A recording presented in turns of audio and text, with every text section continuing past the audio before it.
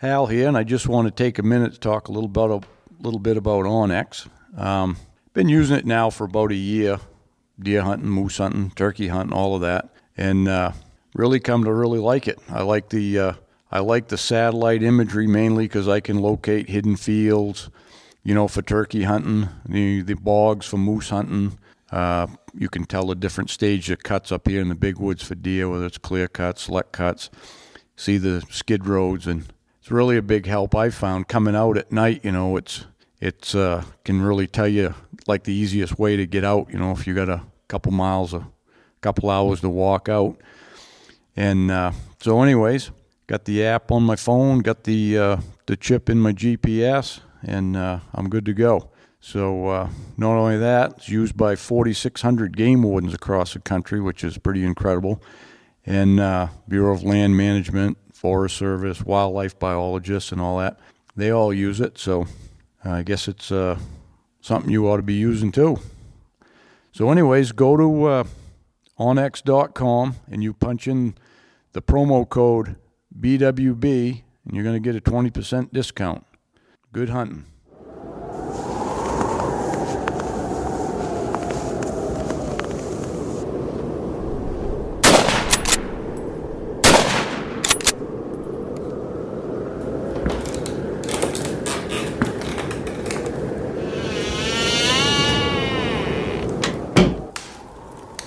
This is the Big Woods Bucks podcast. Come explore the big woods and timber in North America with your host, Maine master guide and deer tracking expert Hal Blood. Listen to Hal and co-hosts Lee Libby and Joe Cruzy as they unlock the secrets of big woods whitetails. Each episode will provide valuable insights into the tried and true system Hal has used for the last 40 years to scout, locate, and hunt mature big woods bucks. Listen and laugh as the crew discusses Hal's legendary adventures and learn how to apply a lifetime's worth of lessons from the big woods to your own hunting and outdoor adventures. Welcome to the Big Woods Bucks podcast. I'm your host, Hal Blood, sitting down here at the lovely Parlin Lodge again with my co-host, Joe Cruzy. Hello. And our other co-host, Lee Libby's missing in action. Again. So he's got a lot of stuff to move, I guess, over there in Rangeley. He's been moving for 2 weeks. Yeah. So anyways, we got some special guests today. Talk about deer hunting with John and Will Altman from down east Maine. Welcome, guys. How you guys doing? Good. Yeah. Hi, Al. How you doing? Doing great. What's that town you live in again? Well, I'm in Brooksville, and Will's not far away in Sedgwick. Sedgwick. Yep. Down east. Yep. Officially down right east. Right on the fringe there, right where down east kind of starts. Yeah. Down there where they got them Seabucks, right? That's right. That's right. Yeah. Coastal deer. Coastal deer, yeah. That's kind of we'll talk about that. So, anyways, you're doing a series with Realtree on coastal deer hunting, right? Down through New England. That's right. Yeah, that's the idea. Yeah, it's pretty cool. Yeah, so it's not always, it's just kind of the idea was states that touch the ocean, Yep. Not necessarily, Brett's over in New Hampshire. He's up in the mountains, so that's not exactly right on the water or anything. But it's sort of the coastal belt here that touches the ocean. So I got you. That's the idea. Yeah. We kind of look at it as the eastern seaboard, we're states that are connected in that way, and then it's really kind of a depiction of different types of environments that we have to hunt in. New Hampshire's similar but different in so many ways from Maine, and then we have this urban sort of style of hunting that goes on down in Massachusetts, which has got all of its own challenges that come with that. So Yeah. It's a buddy of mine that lives down in New York was out on the Hamptons last week and sent me a picture of this giant buck living in one of the neighborhoods down there. It's definitely amazing what will grow up in those neighborhoods. These giant bucks just live in these 2-acre little pieces. Yeah. And they're there, but the whole challenge with all that is permissions and and getting in the right spot and being able to hunt them. Yeah. Yeah.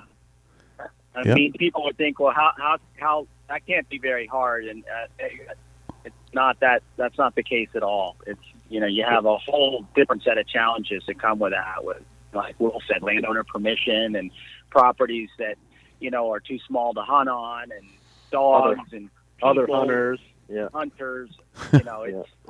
It takes a whole special set of skills, to make that whole piece work as well. Yeah. Yeah, I'd say so. I don't think I'd have the patience for any of that. Yeah, well, it's definitely a different style. That's for sure. Yeah. Yeah. So, Will, I'm sure most people remember you from this past fall that you filmed Hal's hunt, which I think a lot of people are looking forward to seeing the final cut on that. Yes, we are. Yeah. When are we going to see that, Will? Hopefully soon. I gotta sit down, which is not easy for me to do. I hear you. Everybody's. I took that as an extremely non-committal answer. Yeah. Yeah. We'll talk about that afterwards. Yeah.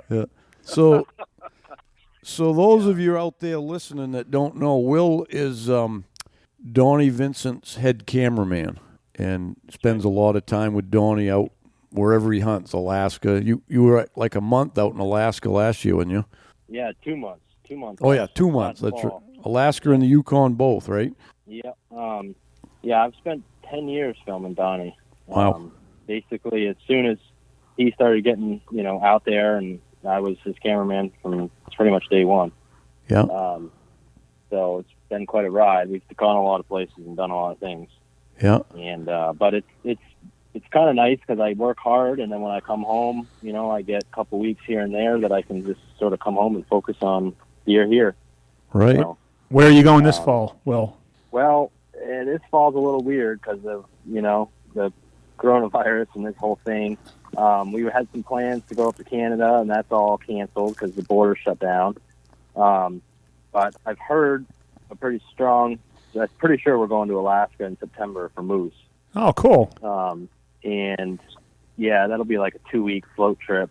We're going to float a river and hunt moose down the river. So I think. Do you know when you're going? Or is that like when? Yeah, I'm actually heading out there the first couple days of September. I'm going out on a moose hunt. Yeah, I think we're going like mid-September, so it'll be like the last 2 weeks, kind of. Yeah, better for the rut. Yeah. So we'll be there for 2 weeks, and then maybe a little duck hunt on one side or the other of that. And then we've got quite a few deer prospects in the Midwest. I think we're going to be doing a bit of that as well. Hey, I'm not going to probably be traveling as much just because of all this, Well, we can't go to Canada, so that shuts all that off. Why don't you drag him out here? Tell him this will be the place to come. We're talking about that actually for this fall. So that very well may happen. So that could be exciting. Yeah, we're due for a phone call to sort of start maybe planning some of that. You must have told. He's interested. Yeah, you must have told him our story, didn't you? Oh yeah. And he grew up in Connecticut, right? And his dad used to come to Maine every year and go hunting, and so he's got a northeast sort of pull for sure. He just hasn't really gotten back into it ever since he was a kid. And he used to go up to Rangeley, and he bought his first fly rod up in Rangeley and was fishing brook trout, and that was sort of how he grew up. Oh, cool. Yeah. Yeah. So he's definitely got northeast sort of pull.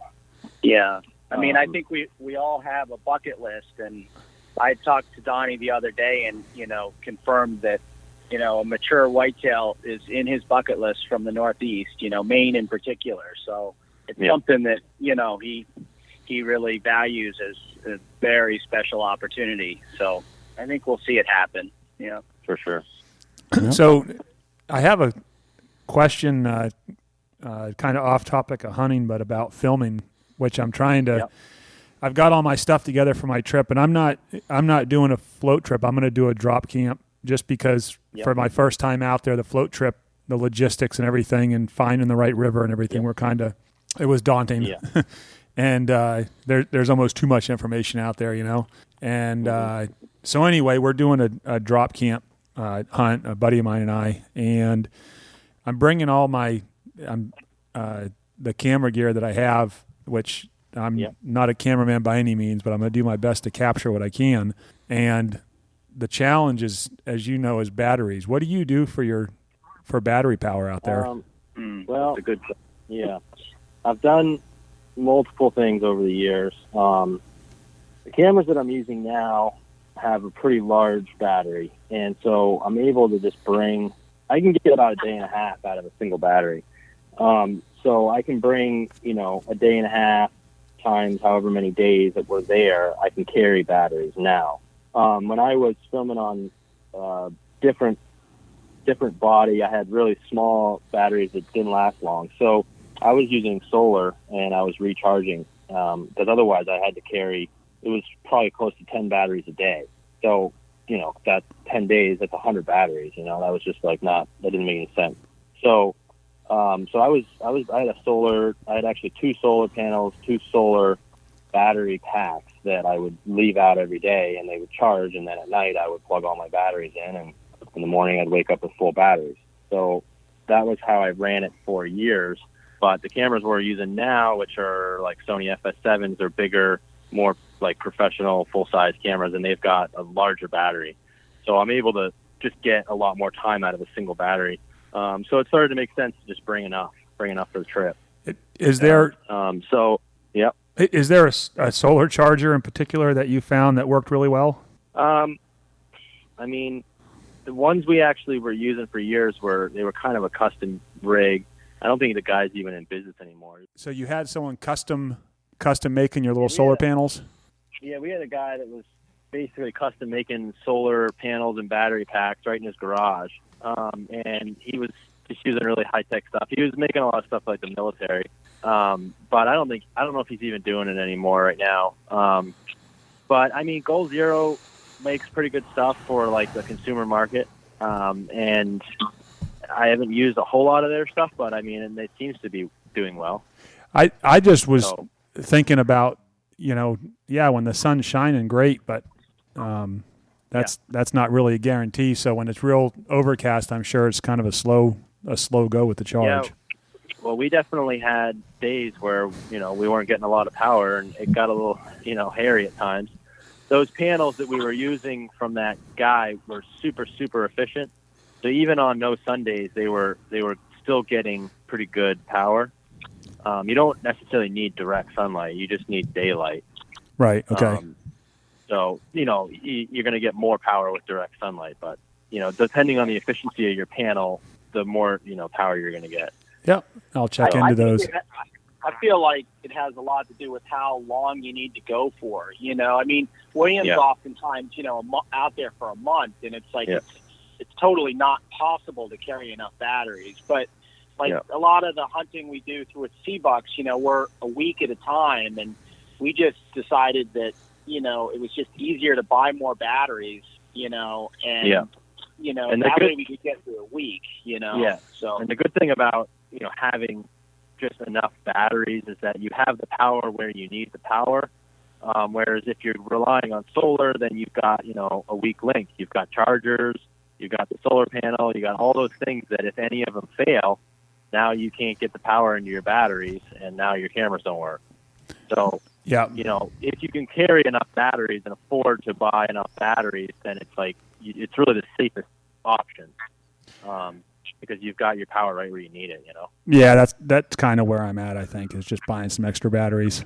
So try to figure out roughly how many batteries you're going to use in a day, and then multiply that by how many days you're going to be out. And, assume that some days you're probably going to have weather days, and you're going to be sitting in the tent most of the day. You're not necessarily going to be blowing batteries all day, every day, Yep. How big is the crew that you go with out there when you go? Well, it's almost always 2 camera guys. It'd be me and like a second cameraman, and then of course Donnie. And then depending on if it's a guided trip or not, you might have 1 or 2 guides. So nice. That's pretty much what it is every time. Okay. Yeah. Are you guys doing that route this time, going guided, or?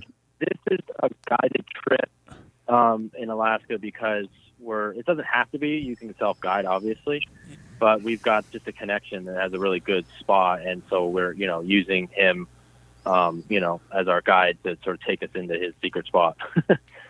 Nice. Those are good connections. Yeah, exactly. Yeah. Cool. So going back to the, and I actually haven't seen, Hal had some difficulties viewing the video. We're going to try when we get off here to watch it, the Seabucks video. But how long ago did you guys film that? Well, everything was filmed last year. Oh, okay. So it's going to be, I think 9 episodes are out right now, and there's going to be 16. So there's 9 of 16 are actually aired, and they're coming out every week, one every week. So yeah, everything was filmed last season. So there'll be 16 episodes from last season. Yeah. Yep. Oh, cool. Yeah, that's the way we chose to do it this last season. I think going into this upcoming season, we're going to follow more of a semi-live format where, we're going to have weekly uploads or downloads, however you want to look at that, so that people can watch the content. It was, I just feel like it's going to be, it's quicker to get it out that way, and people like that. They want to know what's going on right now. So that's just kind of something we learned along the way. You stockpile all of that footage, and then you have to go back and put it all together. That's a lengthy process in itself. So we're going to try to do a live stream. So is that a Sigmonta product, or is this something separate from that? No, we're using a friend of ours, Cold Front Creative. It's John Lewis, and he's sort of semi-spearheaded the project with us as like a collaboration. And so he's been doing all the editing and sort of distribution part of it. Excellent. So you don't have to go through the pain of editing on that then? Not all of it, no. Yeah, we're just sort of like assisting, like giving feedback, but he does most all that editing. Yeah. Oh, good. That's handy. Yeah. Yeah, it seems like in videography and filming, that's obviously capturing it is challenging, and there's tons of skill to it involved. But editing is just the hours and hours of pouring over that stuff is daunting. Yeah, that's a whole nother. Yeah, you got to have somebody that wants to do that. I mean, we're fortunate at Sigmana with Kyle Nicolite, and that's his forte, sort of directing and editing, and he spends unknown hours, sitting there working through all that footage. Yeah, it's a real art. I mean, I'm amazed that we film these hunts like with the Seabucks series, and obviously there's a tremendous amount of emotion that goes into these hunts. We're hunting these deer that we've been after for multiple years, and there's just a lot of very special moments that unwind. And John looks at all this stuff. Our producer, he looks at all this stuff months later, but yet he's able to pull those pieces together in such a way that, it brings you right back to that moment, and I'm just always amazed, he just doesn't miss a detail when he puts it together. And so I think we're really fortunate to have that sort of asset to this project, because he's really good at it. Yeah. Yeah. You got to have somebody that's dedicated to that side of the project for sure. Well, I think what it boils down to is that they're really the ones telling the story, because it's their vision is what's going to end up on the final cut. Yeah, I mean, to some extent. I mean, they got the footage that they have to work with. Obviously, right. Yeah. On our end, Then they got to put it all together. We have to know what to film.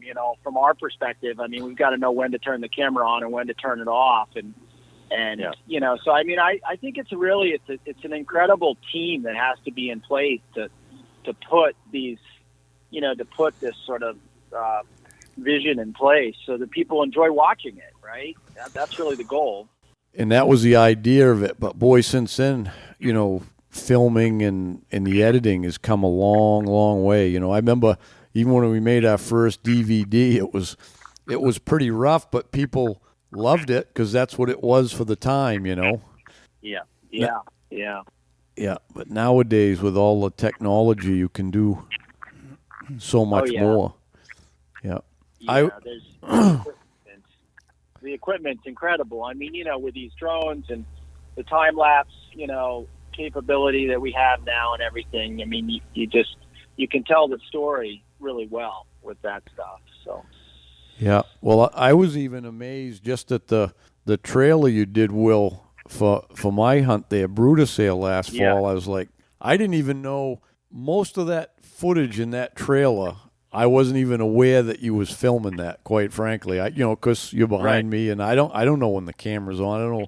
I know at certain times when the camera was on me talking, but other than that, I didn't know what you were doing. But you captured a lot of stuff, I guess. Well, that's sort of the goal. For the more you can capture, the better you can edit. Yeah. Yeah, I really enjoyed how you ended the trailer when he said had to take a chance. It was just yeah, that was cool. That's pretty good. Right. So it's got everyone excited now. Yeah. Yeah, the last time we were doing one of these podcasts, we were riding that high just a day and a half later or something. Exactly. Exactly. Yeah. I think I know we talked about it then. I'd never heard of Donnie Vincent before, and I somehow came across the Who We Are video, and I mean, that captured it. That really, I think it speaks to a lot of people. That was an incredible video. That really got passed around. I can't even remember the final count, but it was some 3, 4, or 5 million views. I don't know. It was pretty crazy. Yeah. I listened to the podcast recently where he was on Joe Rogan and talked about how that came to be, and what the backstory was. It was actually a pitch video for National Geographic. That was that they asked us to do like a pitch video for them, and sort of talk about maybe a show, and they were struggling with the idea of trophy hunting and all that. And they basically said, we love it, but we're not going to do the show. And so we had this video. We were like, what are we going to do? And Kyle's like, let's just put it up. So we released it, and it went pretty viral. So it was kind of it was surprising a little bit. We weren't really expecting that. Yeah, it's amazing that when those get passed around like that, a video like that is you're going to also capture people that really are not even hunters, because people end up passing on. That was the big thing. Yeah, that was the big thing with that video. And we got a lot of, comments and private messages from, anti-hunters or vegetarians, non-hunters that were like, whoa, I kind of like I'm seeing this differently now just from watching this video, which was, that was a great reaction to get. Oh, yeah.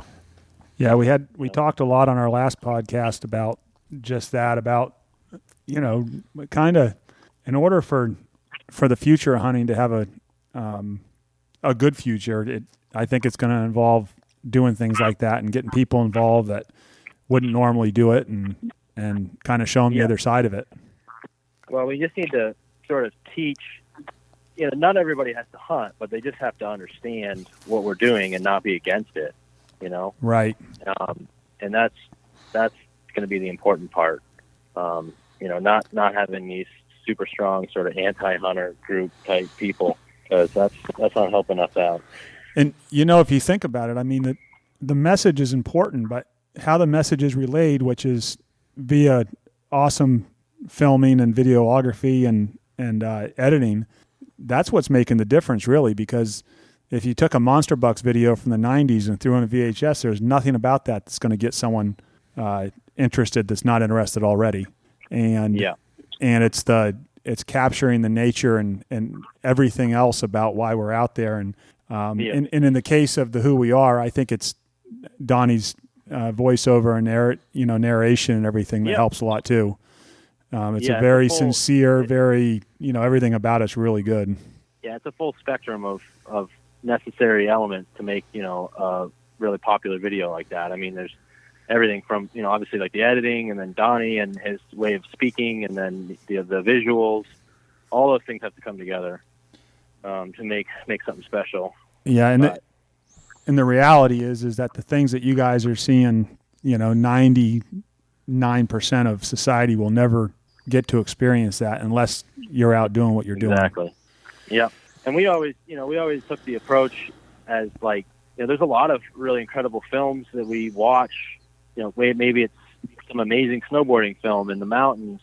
And I'm not like a snowboarder. I'm a snowboarder, but I'm not a big snowboarder, but I like to watch that stuff because the content's good, and the story's good and the visuals are good. And it's like, why can't hunting be like that? Why can't people that aren't necessarily hunters enjoy watching a hunting film? And so that was the approach we sort of took from day one. Yeah. I think it's going to, if we keep doing stuff like that, it's going to pull a lot of the antis. Like you said, they may not have a hunt, but at least they won't be rabid antis, Yeah, for sure. And it's not. And that's what. Go ahead. I was going to say we're starting to trying to bring some of that to the Northeast now with this show because there's really it's very little content in the Northeast for hunting. Right. There's, really almost none. So in comparison to what you search, Iowa deer hunt, and you're going to have 7,000 videos come up in 1 second. Yeah, exactly. Not you search Maine deer hunt, and it's like you might find 100 at the most. So. Yeah, it's a good point. Yeah, and I think we have to tell the story, because we can't just get on big deer one after another. It's just not possible. So, so if you aren't sort of equipped to tell the story, you really don't have that much, and that's the way we went into Seabucks, last season was, we need to tell the story about the Northeast, and we need to kind of unfold it so that people can see the complexities that are involved in, chasing these big deer. And that's what we find really compelling. That's what keeps us going. But by no means can we expect that we're going to be on big deer one after another, or that we're going to even hang any, but we are going to tell an interesting story, Right. So, yeah. So is it all we somehow had a pretty incredible season last year. We did well. So the 16 episodes, are they each a different hunt? Well, I'm trying to remember. I think we ended up shooting somewhere around 6 or 7 bucks last year. So, there's some episodes that are passes or misses or close calls, and then some of them are, full hunts. Yeah. Yeah, I think it's actually more than that. I think we actually had eight. We harvested 8 deer, I think, through the series. But by no means is there, there's a lot of storyline in between. There really is, to come up with 16 episodes. I think we kind of get on a roll here where we're almost, we're harvested deer almost every episode from here on out. The beginning obviously starts off a little slower, but I hope you get to watch some of them because they get pretty good here. Rye, my youngest son, Rye, they just launched his episode, and he shoots a really nice 8-pointer with incredible action-packed hunt. Especially for the Northeast. Rutting activity, bucks running all over the place, and it was a pretty exciting hunt for him. So, is it mostly bow hunt? Is it gun? What's the mix? It's both. Yeah, it's both. I mean, we take advantage of that coastal island season, so we get a whole extra month there of September where we can start filming. But we go from that to back to the mainland in October. We still hunt coastal islands, and then by November or October, we're kind of back and forth in October. Then by November, we're pretty much land-based, mainland based. Looking for those opportunities. So, I mean, we have a really vast amount of ground that we're hunting. We're kind of all over the place, and we're looking for the best opportunity and the best place at any given time. In terms of deer activity. But so, I mean, I think you're going to find that probably it's a split between bow hunting and gun hunting. Hey, Sal here. I want to talk to you about a new partnership we have with Yokohama Tires. And at Big Woods Bucks, we don't take our partnerships lightly. We focus on things that we can use and can believe in and trust. And I've been running a set of the Yokohama Geolander MTs for about a month now. And over the years, we've had a lot of trouble in the woods, with gravel roads, shale roads, and flat tires and stuff. And so I tried these tires out on a moose hunt, and they worked fabulous. I had no problems with them, and still testing them. But the thing I like too is I made a trip to New York, and they're for a mud tire, they're extremely quiet on the road. Probably the most quiet ones I've had for an aggressive tread tire. And so we're going to keep at testing them here, but I think they're going to be the ticket. I've used dozens of different tires over the years, and these look like they're going to be the ticket. So anyways, the tires are made right here in the USA, down in Virginia. All the light tires, light truck and car tires. There's like 51 sizes available.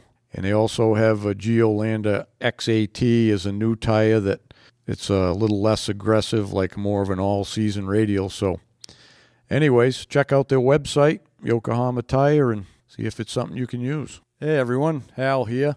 Just want to take a minute to talk about the Woodman Arms muzzleloader. We got them all set on the website to build your own and or buy your Big Woods Bucks model, either one you want to do. But anyways, we've tested it a lot, and I can honestly say it's the most accurate muzzleloader on the market, best to carry in the Big Woods or anywhere else at 5.5 pounds. You can't go wrong with it. So get on there and check it out. Is it difficult to find land to hunt down there?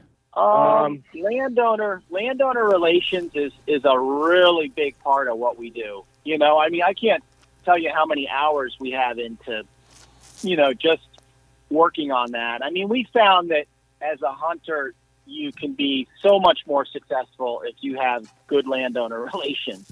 It just increases your odds significantly in terms of being able to put stands in and, just kind of work the ground to some degree. There's a lot of land, obviously, that we can hunt on that we don't need permission, especially during the gun season and we're on the ground. But whenever you go up into a tree, main law says we have to have landowner permission. So we spend a lot of time on that. We really do. Yep. That's good. Yep. So, it takes 3 or 4 years to start to understand a piece of ground, and if you put 3 or 4 years in without landowner permission, and then all of a sudden the landowners kick you off, like you kind of just blew 3 or 4 years of time, and now you got to start over, So it's best to just figure that out from day one and just get into a good situation. Right. Yeah. So, what I wanted to ask you about, Will, was since you come up and hunted with me and filmed last fall, I knew you know about this kind of hunting and stuff, but I'd like to hear your view on how much different it is. I know it's different, and I've always talked about it being different, but for you to come into it like that, what was some of the things you thought were, eye-opening or something? It's very different.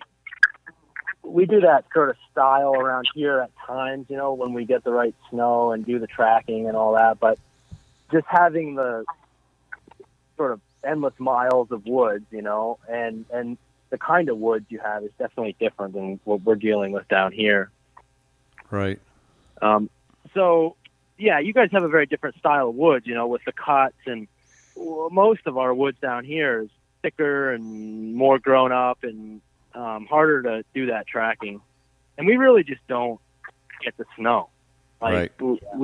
It's just pretty rare. We might have 1 or 2 or 3 days a season where we have a proper snowfall down on the coast here.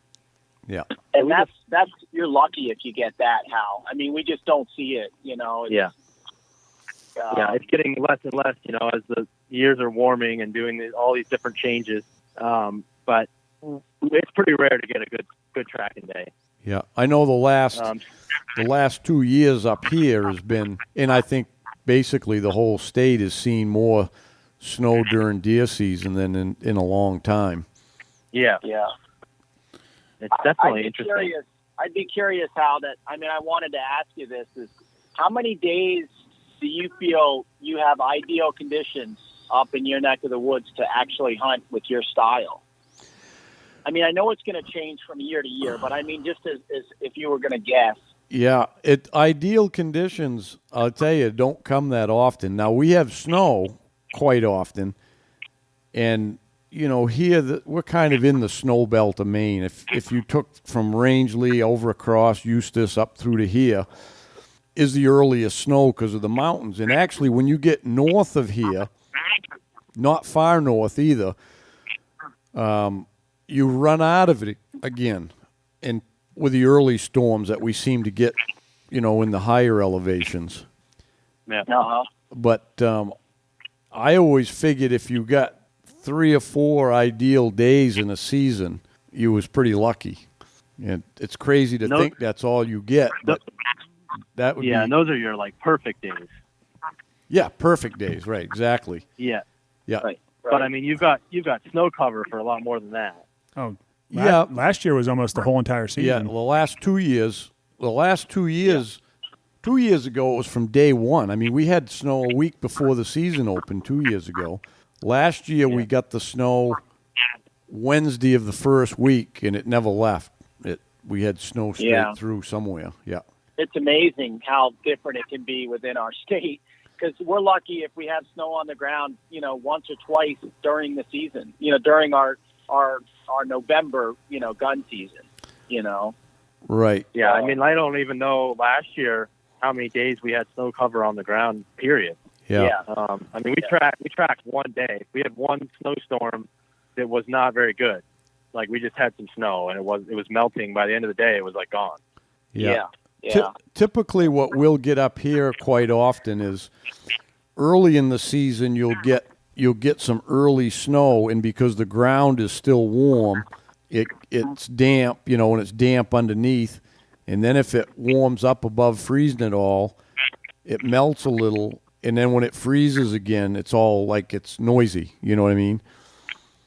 And it's still tracking conditions. I still go and track, but what the problem it's really creating is those are the days you're not going to sneak up on one and catch them laying down. You know what I mean? You just it's too noisy for that. Yeah. You got to hope that you got to hope that you catch him out somewhere in an opening in the hardwoods, or maybe in a cut or something without him. He's far enough away where he doesn't hear you, and that's the only hope. Chasing the doe back to you or something. Yeah, something. You just got to have. Yeah. The luck's got to line up a little better on those kind of days. On those perfect days are the days you can make your own luck a little better. You know. Yeah. Well, we had pretty good conditions when we were there. Yeah, it actually had. It was funny because we had that the third week this year. We had beautiful snow the second week. It was just right. It was cold. It was 0 every morning. But it was nice powder of 4 or 5 inches, and that's just right, you know.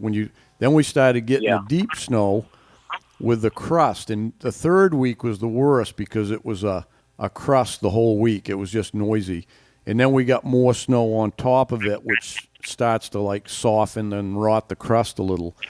And by the time you come up muzzleloader season, it was out in the open. It was pretty quiet, right? We weren't making much noise. Yeah, no, we were in pretty good shape. Yeah. But when we get snow here, it almost always gets followed up by warm temps and or rain, you know? So that snow falls and you get all excited, and by the end of the day it's all slush.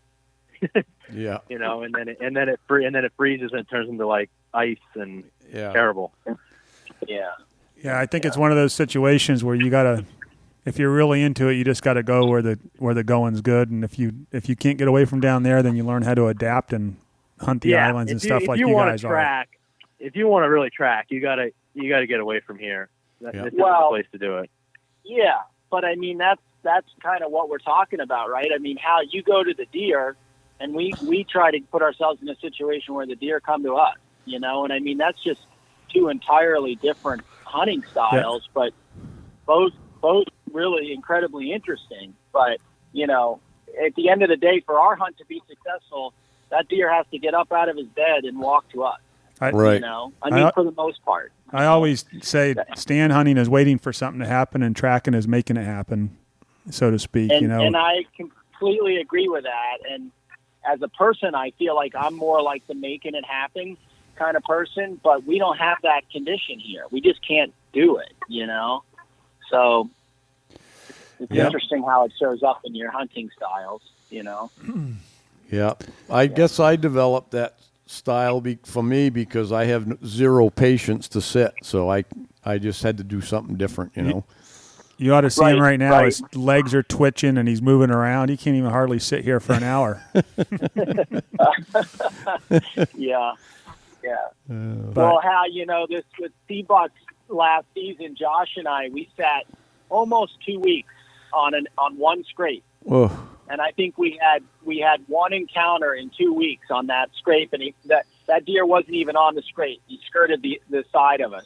So like that you would have jumped out of the tree. I know you would have. 2 weeks daylight to dark? Pretty much. Yeah. I mean, we missed a few days because of bad weather or wind, you know, that we couldn't hunt it. But, you know, that's a little extreme, I think, you know, but that's what we have down here. Yeah. So, yeah. You know, it's a different style, but if you get really into it and really good at it, that's the best way to target big bucks. Like truly, like big rack deer. Because you know you can find the biggest buck and you're hunting him. Right.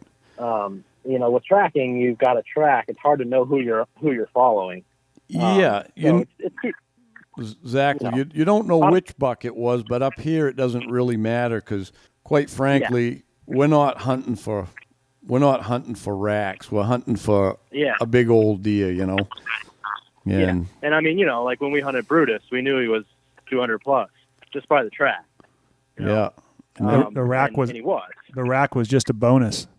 Yeah. But we knew fit within the first hour we knew we had the rack to go with it, right? Yeah, as soon as we saw him. That's right. Yeah. We both looked at each other and went, "Oh, that's a big one." Yeah. Yeah. That was a close encounter. That's almost that's really, and it's kind of like sitting in a stand waiting for one to show up, and you know the excitement of seeing what it is. But with tracking, you know, you might shoot it and not really know what it has until you get up. You see that he has horns when you shoot him, but you know, oftentimes you never get a look at him first. Yeah. That big one I shot in Ontario there, it scored like 166, and I couldn't have told you if it had 8 points or 28, and I couldn't tell you. I knew it was wide. It looked like a big set of horns coming through the woods, but I didn't get a good look at it. I didn't know what it had for a rack till I walked up to it. Yeah. And that's just it. You guys are hunting a big bodied deer. Yeah. That's the goal, you know, and down here we kind of get to focus a little more on big rack deer, just because we're following them for years and years. Right. And you know, we don't have like you guys. Your deer move so much more than ours. You know, from one place to another, and year after year, and you know, it's harder to follow a single buck. Right. Well, we was talking about on the last podcast. We were talking about. I was telling this Rodney Elmer about on one of the places I've got a trail camera on some. There's like a double signpost and another one like 10 feet, 20 feet from it. Now, I've had bucks on there, and some of them the same ones. I've been there like 4 or 5 years. And then 2 years ago, right out of the blue, that big drop tine one come walking by 3 times. And I never saw him before, or I never saw him. He was never there last year, and he didn't come to those signposts. He walked by 20 or 30 feet right down the same way every time, 3 weeks in a row. I don't know where the heck that buck came from. It just might have been 10, 20 miles away or something. He cruised through there, you know. Yeah, it probably was 10 miles away. I mean, he was just doing his thing. He was out looking. Yeah, he just. We get that. You know, I've got a lot of interest in trying to figure out like going up to your area and trying to figure out what kind of how often those deer do the same thing. Like you're saying, you've got the same bucks hitting a signpost year after year. So there's some kind of a pattern there. But then you've got like that drop tine deer that came 1 year and never came back. Right, but he didn't. The key for me with that one was he did not go to the signposts. He never smelt them. Yeah. He never stopped. He walked by. He didn't. They weren't part of his marking territory. He was out of his territory. Yeah, he was doing a loop. Yep, totally out of his territory. We get that down here. I mean, Dad shot a buck a couple years ago. We called the Ranger, and he was 12 years old. We got tooth sampled and everything. But we got a picture of him the year that he killed him 7 miles away. Yep. 7 miles in a straight line too. Yeah. Sure. Yeah. So he was on a 7 mile loop, at some point, but we knew kind of where he lived, like where he would come back to. Right. And that's where we killed him, is where he came back. But at one point he was 7 miles from there. And so probably that drop tine deer was on some big loop, Right. Yeah, no doubt. No doubt. Yeah. 12 years old. We were on the last podcast with Rodney was talking about one that was 14. Those are some old deer, man. 12 years old is you got a mature one then. The first one on the episode Bigfoot, when you guys watched some of that deer was 12. Yeah. 12 years old. Yeah. I don't think there's a real lot of them up here that make it to that age just because of the winters and stuff, I mean, they have it pretty rough. I know there's a bunch I'm surely make it to 10, and we know of several that have been older, but I think they just die of old age when they get much more than 10 here. Yeah. So, 10's an old deer. Yeah. Yeah. Yeah. It's too bad all them ones up here are dying of old age, huh? I know. Yeah. When they hit their prime, you're like, it's time. Yeah. We gotta get this one. Yeah, I mean that's why once they get, and you was looking at that one, that Brutus one, that's what I call a square toed or a toe dragger, Yeah. That's it. They get that at 5 to 6 years old, and you got to be after them then because they're starting to be on borrowed time, Oh yeah, absolutely. Are you aging those deer yourself, Will, that you're talking about? Am I aging it? You're talking about the age of the deer. Are you aging them, or are they pulling teeth from them, or? Well, we have. I mean, the Ranger buck, they pulled the teeth. They pulled the tooth. But Bigfoot, we hunted for 6 years, so we had 6 years of history with him. Okay. Wow. And so we were estimating age on that, and 6 years ago he was fully mature.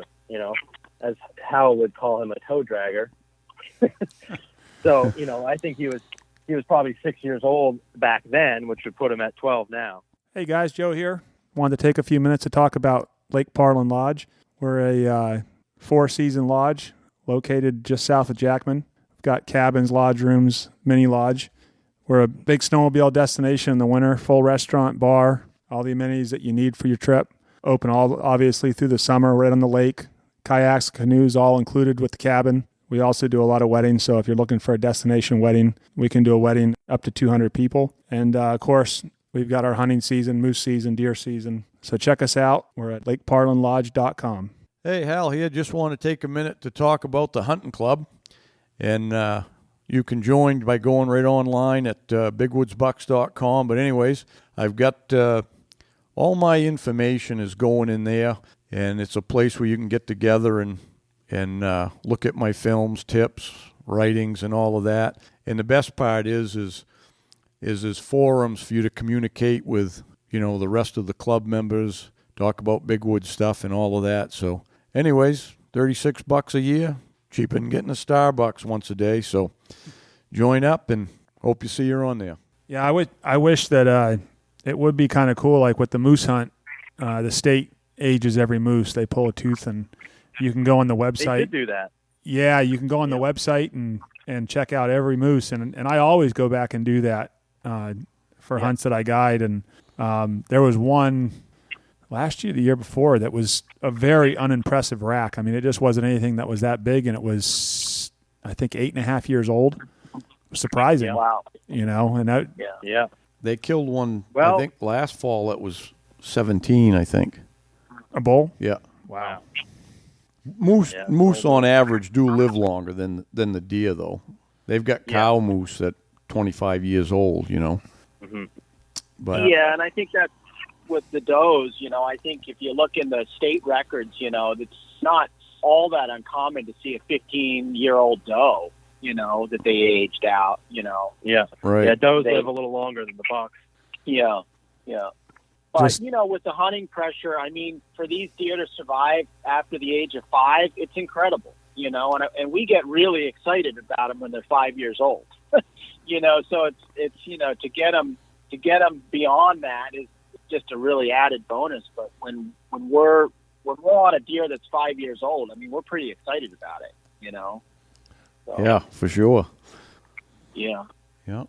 Yeah, seems to be that age that kind of triggers everyone, you know, that marks it as a quote-unquote mature buck. Yeah, that's when they hit their stride, you know. That's pretty much their potential. Yeah. Yeah.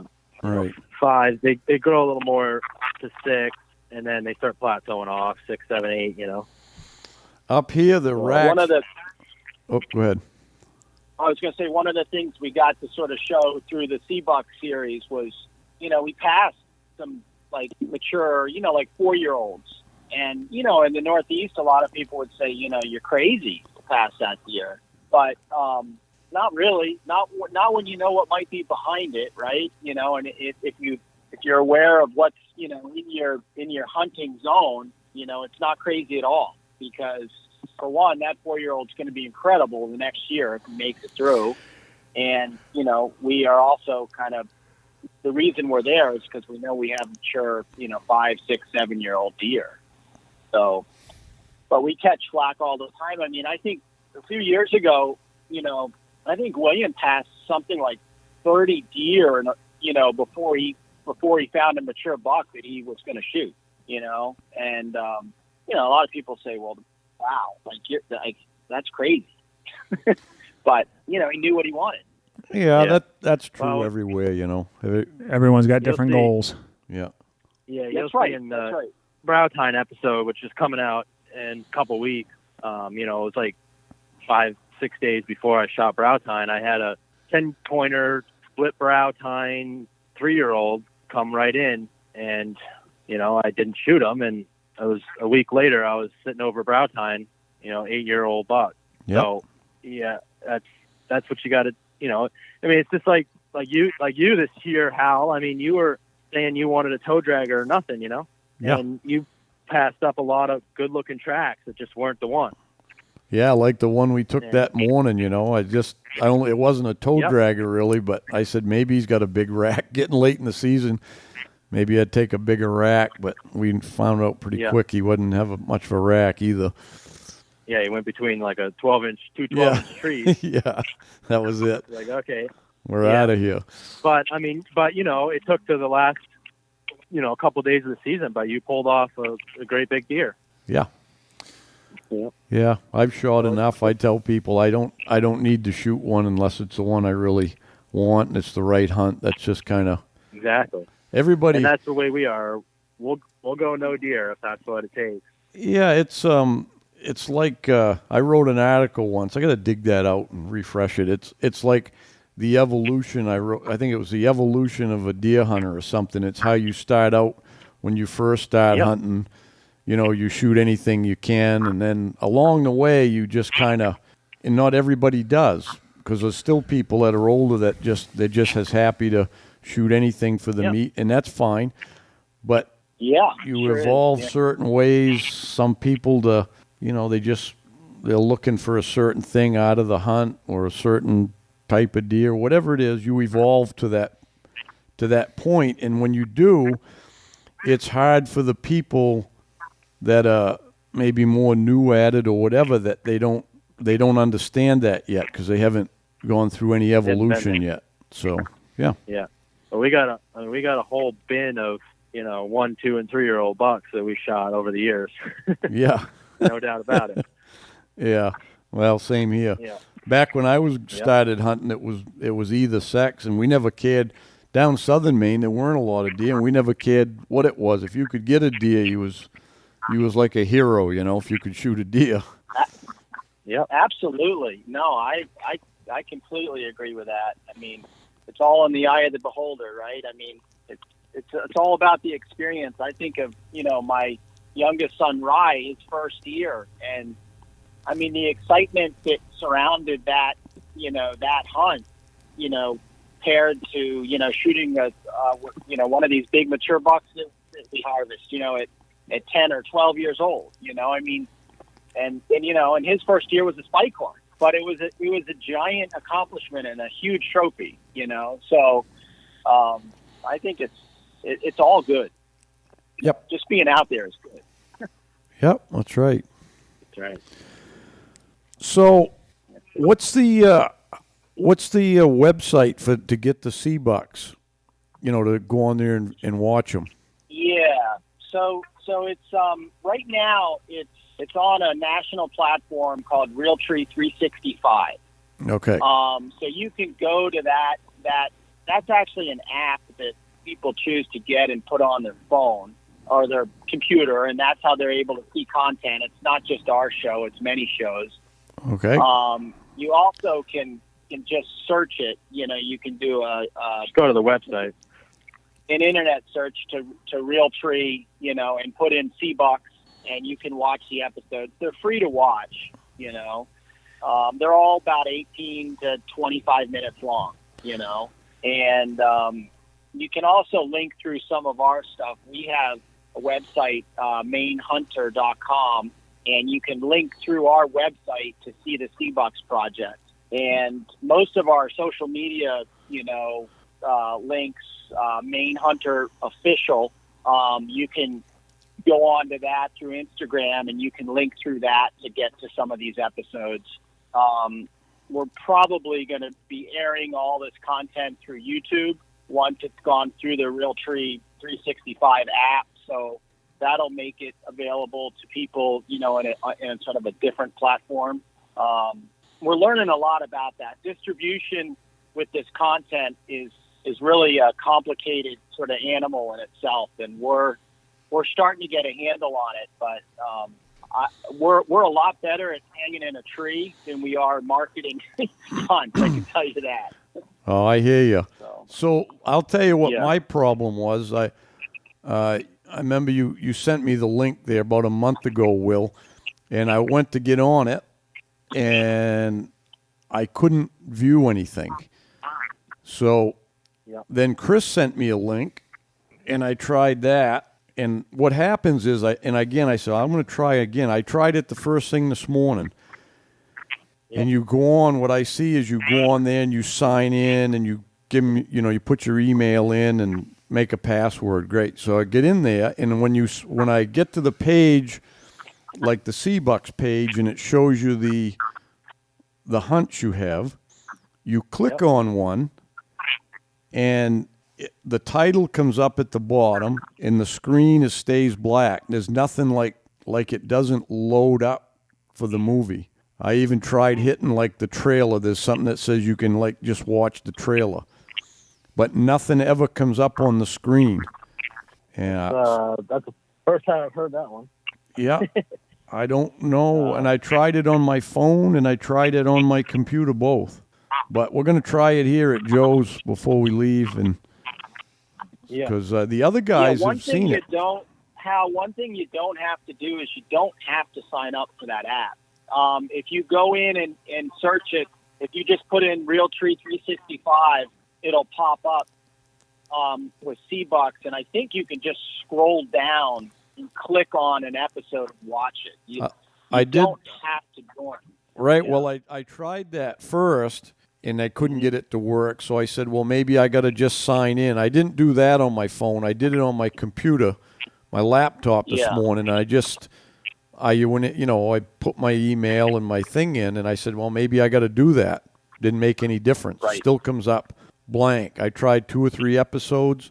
It puts the title at the bottom, like it's moving it up to the top where you'd view it, and in the whole screen where you view it, it just stays black. It doesn't even have like it doesn't even have like the circle that goes around like it's loading. It doesn't do anything. Right. I'll work with Peepaw when we get off and see if we can figure out what's going on. Yeah. It's probably something. You gotta help him out, Joe. Yeah, I'm trying. He's beyond help. Jeez. Yeah. I'm not real techie, but that's okay. Yeah. Hopefully, once they go through 365, the full season, then we can throw them up on YouTube, and it'll be a little easier to distribute. Yeah. That'd be good for me if it's easier. Yeah, we're working on that. Like I said, there's a lot to be learned with distribution of content. There really is. So. Yeah, well, we've done this. We just started, really. I mean, we've had a YouTube page for years, but we really never did a lot with it. Once in a while, we'd throw something on there, but now we're starting to realize that's the place that people go to view anything. So we got to make a more of a presence. So we're starting to add things to our channel every week or so or something. I don't know, but yeah. All right. Well, you guys got anything else to say? I don't know. I hope we get to connect with you guys. Maybe we get just the right day and we come up there, Hal, and follow you around a little bit. Be fun. Yeah, probably make that happen. So my schedule this year is I'll be guiding the first 2 weeks, and then I'm going to the Wind after that. Yeah. So all out. Yeah. You might sneak right up here to the lodge sometime this season, huh? Yeah. John, have you hunted up here? I really just I've only been into what I call the big woods a few times. I mean, we, like Will said, we do some tracking and stuff here when we can. But your neck of the woods is really new to me. So I would really love that opportunity. Yeah, that'd be cool. We've been up to the Allagash a few times. Up in there doing moose hunting and stuff. Right. Yeah, we've hunted over in Rangeley. We hunted that Rangeley area a few times, but never really made a whole lot of sense out of it. It's a huge commitment, and yeah, we're just always so busy, with it here. So. Right. Yeah. It's hard to leave this area too when you've got a deer that you've been hunting for 3 years, and you know he's there, he's alive, and it's hard to leave. I get it. Yeah, absolutely. Yeah, it's no difference in us. We don't want to go anywhere else in November. So. Yeah. Well, I think that's good. We're fortunate, right? I mean, we love where we are and what we have out our back door. We did get to track. William, Josh, and I got to track together. I think it was like 3 years ago now, and we had perfect conditions, which are really hard to get. And we had William here, which was another real bonus. He happened to be in between trips with Donnie, and we got on. There was more to that, actually. Remember, okay. I missed my flight because of weather. Yeah. So I was a day late, and I think I got home at like 2:30 in the morning. Yep. And it was snowing that night. Right. So we got up at 4:30 and went out in the woods. Yeah. And we shot a beautiful buck at mile 8 on that track. And we made, Hal, you would have had a great time with us because we made just some cardinal sins. I mean, we made 2 classic mistakes, and we thought, well, this is probably over because we're not going to get a third whack at this deer. But the first one was, he took us up a hillside and jumped over a blowdown and button hooked off to the right. And, when we saw the terrain, we were looking for that. We just didn't see him, and he was laying off to our right.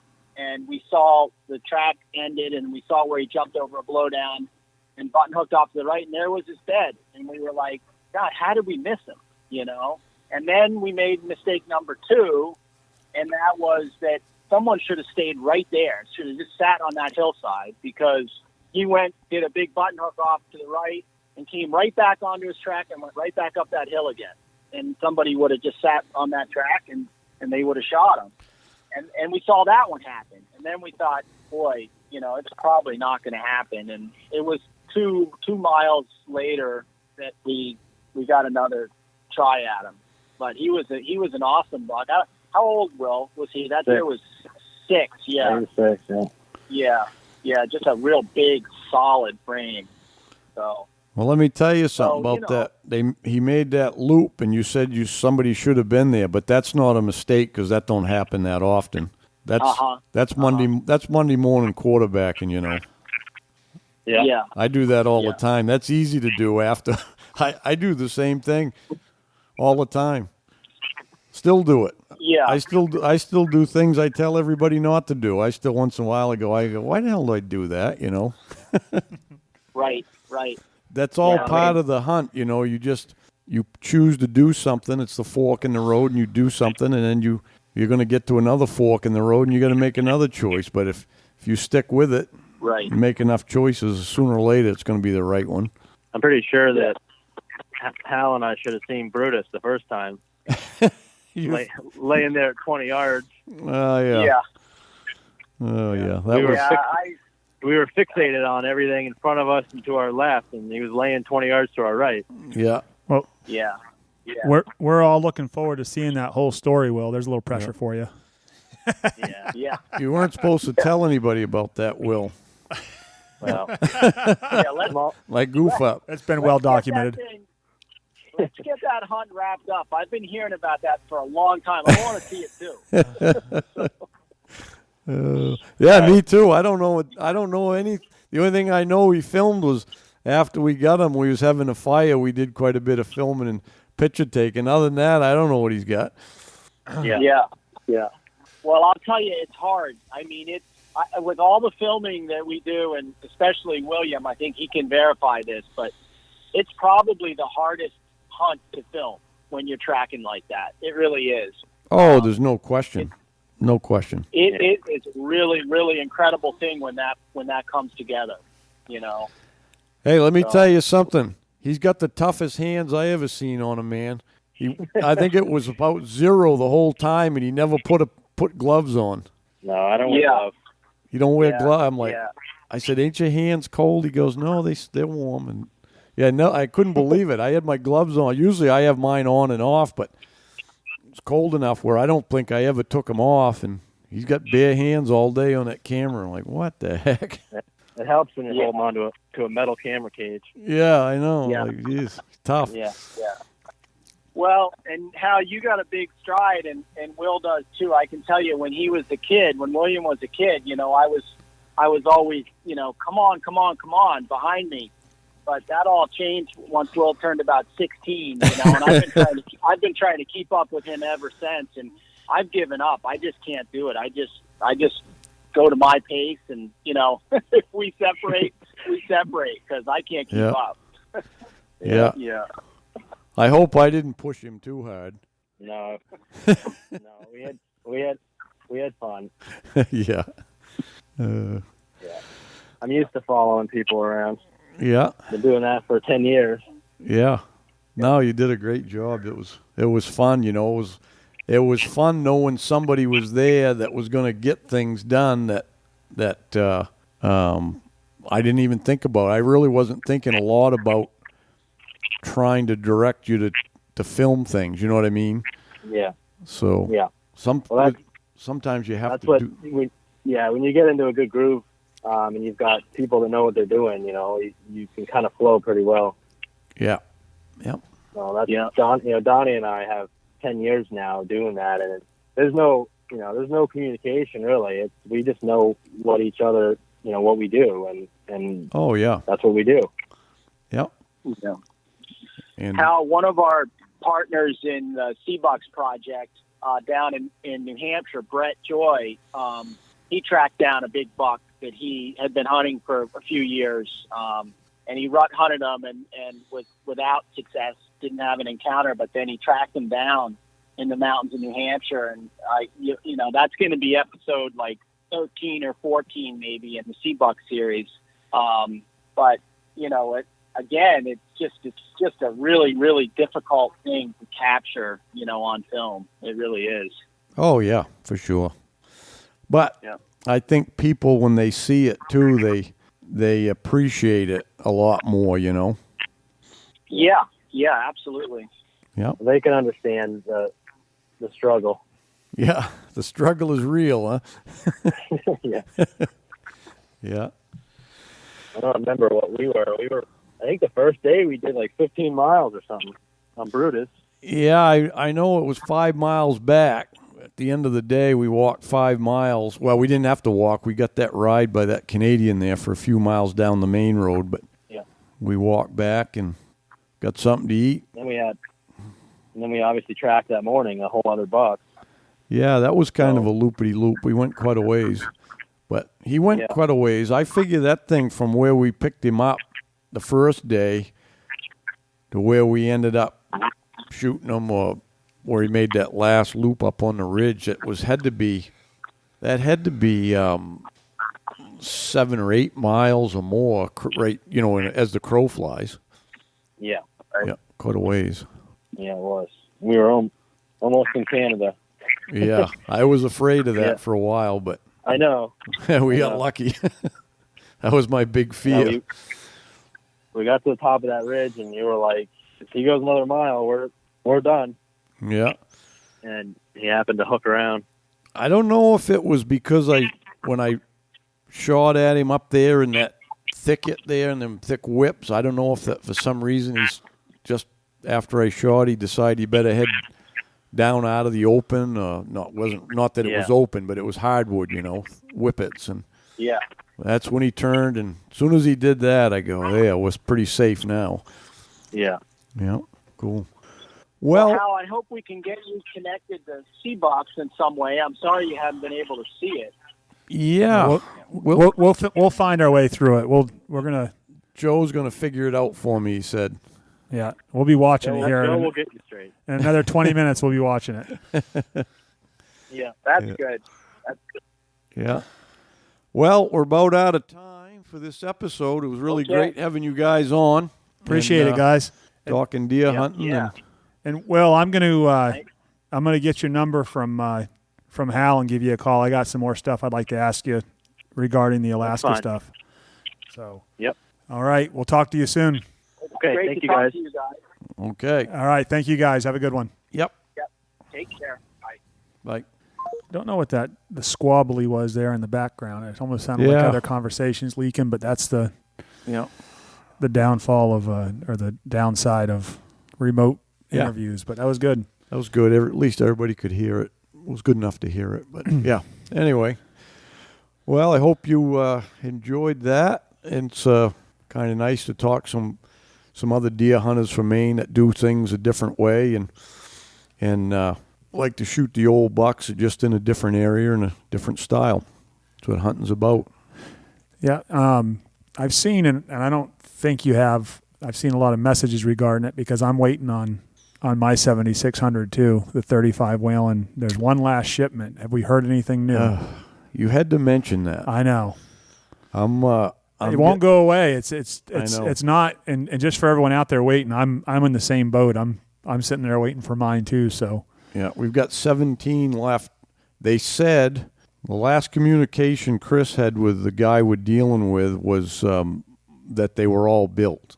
Why they didn't, I don't know why. And it might have been there was just one that needed, I don't know what it was, one that needed some final touch. But anyways, and now we haven't heard anything for a week or so. And the other problem we had was there was like 54 guns, I think, that was missing that stock Baron plate. But I got some news on that, and I think it's going to work out. I finally said, because we couldn't get them to, we give them the spreadsheet with people's addresses to send that part out, and I went online the other night, and I said, they got to sell them somewhere, and I found them, and I bought 60 of them, and we'll do it ourselves. There you go. Matter of fact, probably Liz will be doing it.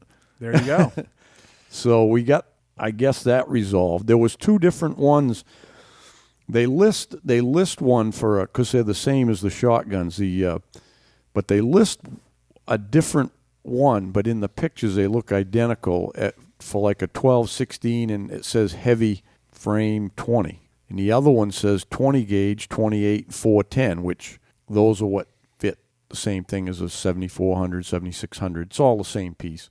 It's just a little flat piece of metal. But so as soon as they come in, I'm going to grab one and pull my gun apart, see if it fits right in without any alteration. And we had a guy tell us that there's a hole in the center of them that accommodates the lug that the screw goes in. He said the hole might have to be drilled bigger, and if that's the case, it's no problem. I could do that in 2 minutes a piece on a drill press, or it's 30 seconds a piece, and fix them. But we'll resolve that problem. But it's been an ordeal, let me tell you. I know. Well, if those guns are sitting there somewhere, tell them we'll come down and get them. Yeah. They don't need to ship them. Yeah, it's been an ordeal. And But no, for everyone out there waiting for them, we feel the pain too. We're nothing we can do about it, but that doesn't make any difference. We know everyone wants to get their hands on their gun, so.